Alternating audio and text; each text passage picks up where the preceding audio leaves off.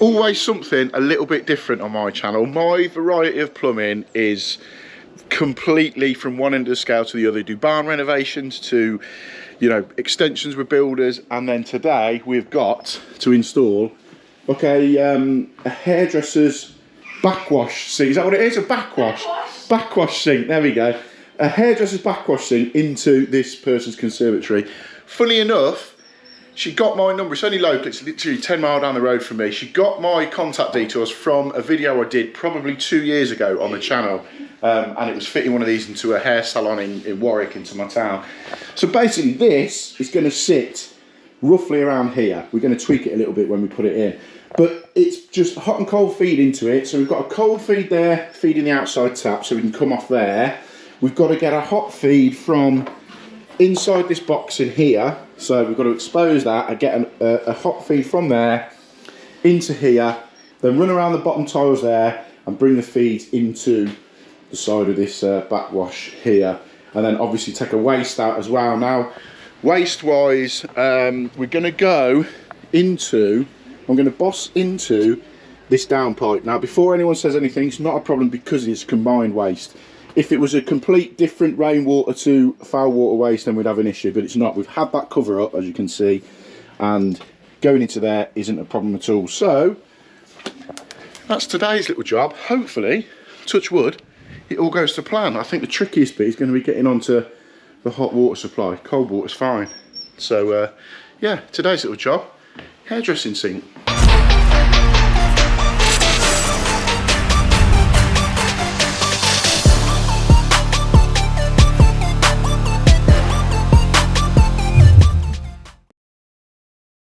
So we're going to begin by exposing. This is where the customer said the pipes are coming down. So with a bit of luck, we've got a hot pipe inside here. So I've got a multi-tool. We'll expose this, cut this out. They're going to be decorating anyway at a later date. So as long as we can get onto it, we're all good.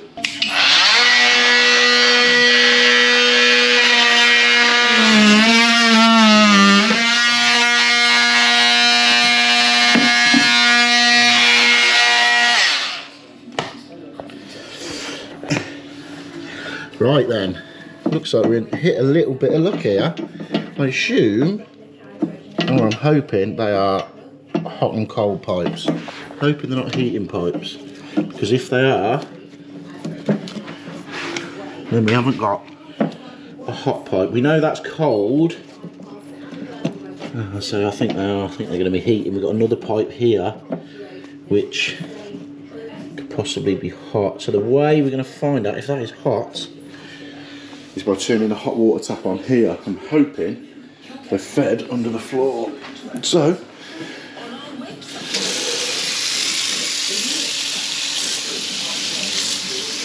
right, that's running hot. I'm hoping that one of these pipes behind here is hot. So a little bit more exposing here, and we've worked out what's what, and you can clearly see what it is. Those are two heating pipes. I did speak to the customer and confirmed it. They're two heating pipes. Turn the basin on upstairs, turn the hot on, so we knew, because obviously that before that was boarded down. This is the cold going through for the outside tap, so we're going to reuse that and just come off the hot pipe here, across, down, and we're going to drill a hole low down here to bring the hot pipe out there. And then once they're out into that extension area, we can get some isolation valves, and then our work is going to be inside there. So first things first, get the water off, get a T cut into this, bring it down and get it poked out there. So I've got the hole drilled through here, we've got the pipe through. What I'm going to do is press an elbow onto that like so, and then we can get a bit of pipe. I think we're going to have to go behind that plastic there and then T into the hot and then pop that street elbow on. We may have to just put a little set on that just to make it work. So we'll get the water off of there, get this T pressed in, and get all that set, and then, as I say, we can start working out there. So that's the hot back on now. We've turned the water back on. Obviously we've got our isolation valve there. We're going to put another one there above it for the cold, and I've just picked a T out the van ready to get onto the outside tap feed. So we can switch that out, get that on, come round, and then we've got the 2 isolation valves, so that means they can isolate that wash and basin as and when they need to. We'll then run the pipes round to that position and then probably get it bolted in, to be fair, and then we can work out where the waste is going to go. So we've got the water back on, turn the outside tap back on, water's back on in the house. We're up to these 2 points isolated, so we're all good to go. Got the level connected to their little magnet on the back of there, which makes it quite handy. So we've levelled a line through there. We're going to drill some clips on. We've got our talon clips over there. Drill some clips on for the hot and cold and get our feeds over into that corner.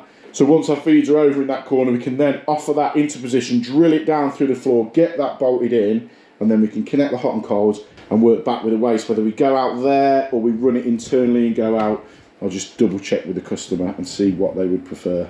So let's get some clips on and some pipe run round.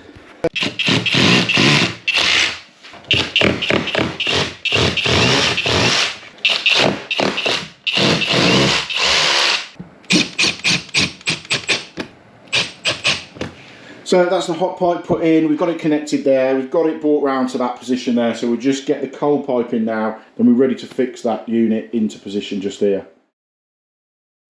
So with all the pipe work and that in now, we're about ready to situate this unit. Now, the customer has just popped out to the shop, so we know it's roughly going to go in this position here. So while we're waiting for her to come back, what we're going to do is drill the waste through here, so that it's not obviously running internally. Plus, if ever there's an issue with it, it's going to be external, which will be a lot easier to work with. So it's going to come out roughly around here, then we can run externally around there and we can pop it into that drain. As I've said before, this is a combined drain, so it is picking up the rainwater and there's a source that running internally in there anyway, so it's picking up the foul, the internal wastewater and the rainwater going into a combined drain. So we can run that in there, it's not an issue. So while we're waiting, we'll get the hole cored out through the wall. I was just about to core that through, the customer came back and we've pinpointed exactly where we're going to set the basin. So we marked that and now I'm going to drop on to getting this hole through. Now what we're governed by is the height of this trap here. So we're going to work that height out and then we're going to mark on here where we're going to go through, drill a pilot through and then send, if I can find it, then send my pilot bit through straight out, and then we're going to use my new Iban stock drill. I won this at, yes, believe it or not, I won it at Installer Show this year. We did a big raffle at the Plumber Social and I ended up winning the Iban stock drill and core drill set. Now these are quite handy because they're 400 long, so they will go straight through that wall, especially with this drilling it through. These are proper good bits of kit, so I'm quite looking forward to giving that a go. Get the pilot bit through and let's get the guide in, and then we can fire the hole straight through in one, get it outside and begin and start working exactly what we're going to do to connect it up. So that waste is 6 inches from the floor, so as long as we're lower than that, if we come through about 4 inches up, that's going to give us enough fall. That's going to give us enough fall from that going outside, and then outside we can drop down into that down pipe with plenty of fall outside, so we know it's going to run away. So let's get a hole through here and begin coring through with the 1.5" core bit.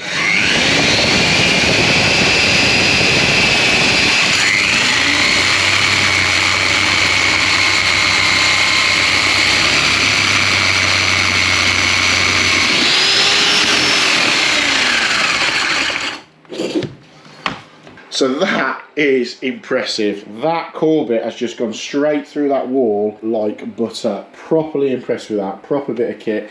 They're not the cheapest drills on the market, but my God, honestly, properly impressed with how good, powerful and easy to use that is. It's got a bit of weight in it. I've never known a drill to core through a hole as easy as that. So with that done, we can now get this bolted into position. We'll get this out of the way first. And also being that 400 long, we know everything's going to line up. I'm sure we've all done it. You know, when you drill from one side, possibly drill for the other, and they just don't line up. Well, that eliminates that completely. So we get our pipe snugs on that, get some pipe through there, get this bolted into position. Now we know where it's going, and start connecting it up.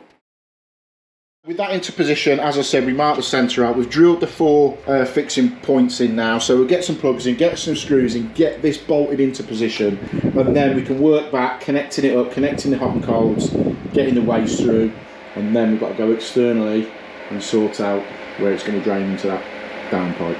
So we've got the 1.5 inch waste pipe now running through the wall. We've got a nice little 1.5 inch pipe snug on there, so it finishes that nice and neat. What we're going to have to do, if you look under here, this is where the trap is. So I think the way we're going to do it is come out of there on an elbow and then straight over to there on an elbow and then off the elbow like that, and then obviously another elbow on there.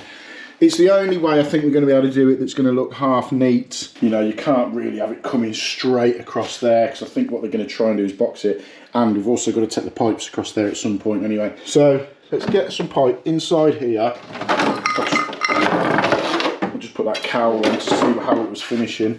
So let's get the pipe on in there, poke it out, connect it across, and get that in as best we can. It's never going to look massively neat, but it's going to be functional, and that is what we need with this. Right, I've just mocked up this 1.5 inch. I haven't glued any of it into position yet, but that is how I'm going to run it. Pop an elbow on there where it's come out the unit, across, elbow 45, and then an elbow out through the wall. It's the only way, and it's the best and neatest way that we're going to do it. They're on about boxing this in it anyway, but to be honest, I don't think it's that offensive. All it is just the water that's going to come out of this bowl straight down there, so we're not going to run a risk of anything blocking up on it. So let's get this glued in, set in, and then just got to connect it into the downpipe there and sort the hot and colds out. So now I've got the hot and colds connected into this basin. I'm just holding this cover on because we've got to find some screws to bolt that back with.